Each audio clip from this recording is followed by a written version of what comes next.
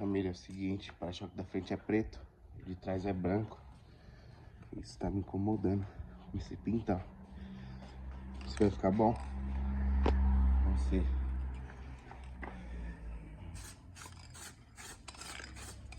Sem deixar sem nada.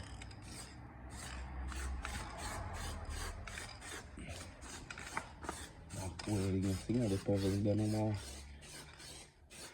mão mais forte. A tinta colar mesmo.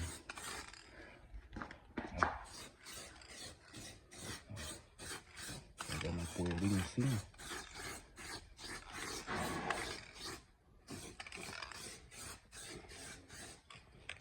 Eu já mostro como vai ficar.